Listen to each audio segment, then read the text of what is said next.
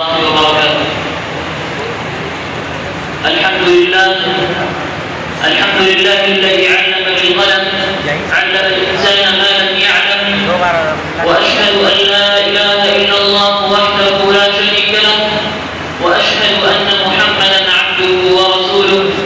أما بعد، فأعوذ بالله من الشيطان الرجيم. بسم الله الرحمن الرحيم.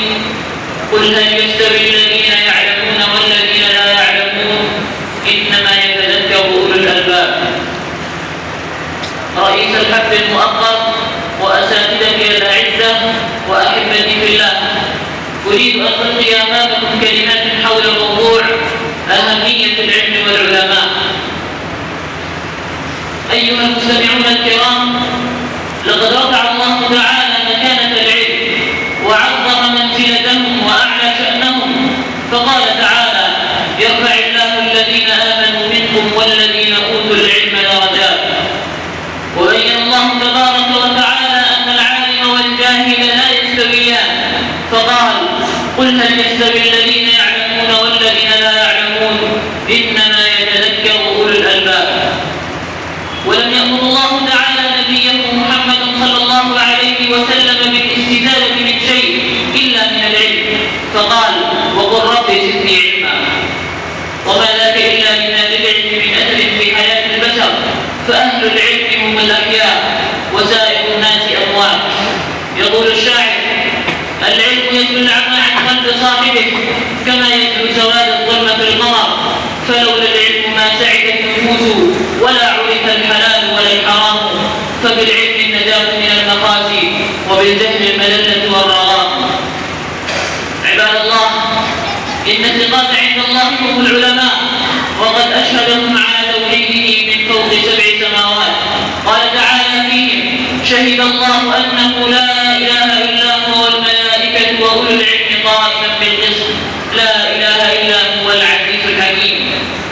والله تعالى مدحهم وأثنى عليهم وجعل كتابه آيات بينات في صدور به، فقال: بل هو آيات بينات في صدور الذين أوتوا العلم وما يجحد بآياتنا إلا الظالمون.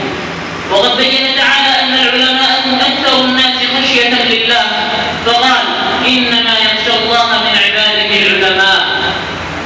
عباد الله، وكانت العرب قبل الإسلام أمة غائبة ليس لها سيادة ولا هدف ولا غاية، يعيشون في دياجير الجهالة وتسودهم الخرافة وتمزق جمعهم العصبيات والعنصريات، حتى بعث الله تبارك وتعالى بفضله ومنته وكرمه نبيه ومجتباه محمدا صلى الله عليه وسلم، فجعل به الناس من الظلمات إلى النور ومن ضيق الدنيا إلى سعة الدنيا والآخرة.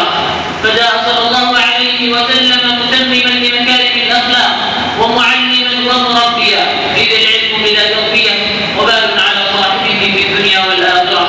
فقال تعالى: لقد من الله على المؤمنين إذ بعث فيهم رسولا من أنفسهم يتلو عليهم آياته ويزكيهم ويعلمهم الكتاب والحكمة وإن كانوا من قبل لفي ضلال مبين.